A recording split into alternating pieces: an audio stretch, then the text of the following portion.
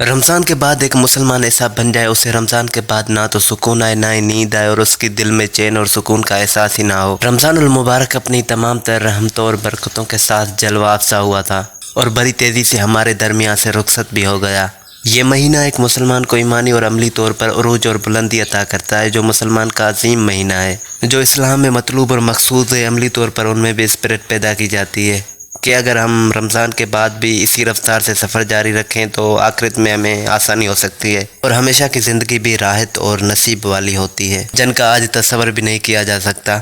لیکن ہمارا یہ المیہ ہے، رمضان المبارک میں جو عمل کیا جاتا ہے اس کے بعد ہم میں سستی پڑ جاتی ہے، مسجدیں ویران ہو جاتی ہیں، چادریں لپٹ کر رکھ دی جاتی ہیں، کم اتار لیے جاتے ہیں اور اب پرانی نمازیوں کی وہی ایک دو صرف باقی رہ جاتی ہے۔ حالانکہ رمضان اس لیے دیا گیا تھا تاکہ اس میں مسلمان کے ایمان تیز ہو سکیں اور مسلمان رمضان کے بعد چلتا پھرتا قرآن نظر آئے، ان کی زندگی میں قرآن کی تعلیمات میں اس طرح ڈھل جائے کہ ان کو لوگ دیکھ کر شریعتی اسلامی کو سمجھ سکیں۔ قرآن کریم میں اللہ تعالیٰ نے رمضان المبارک کے روزوں کو فرض کرنے کی حکمت نقوہ کے ساتھ متفق ہونا بیان کیا ہے، یعنی انسان کا دل سوچ سمجھ کر اندازہ و اخلاق سب کچھ اس طرح بدل جائے، رمضان کے بعد ایک نئی اور سالہ زندگی حامل بن جائے اور زندگی میں ایک طرح کا انقلاب برپا ہو جائے۔ اگر وہ سودے معاملات کا کاروبار کرتا ہے تو اب وہ توبہ کر لے، خدا نہ خواستہ اگر وہ شراب نوشی میں ملوث تھا تو اب وہ اس سے نفرت پیدا ہو جاتی ہے۔ تو ہمیں یہ سمجھنا چاہیے کہ رمضان کا مقدس مہینہ ہمیں حاصل ہوا ہے اور ہم نے اللہ تعالیٰ کی رضا کو پا لیا ہے،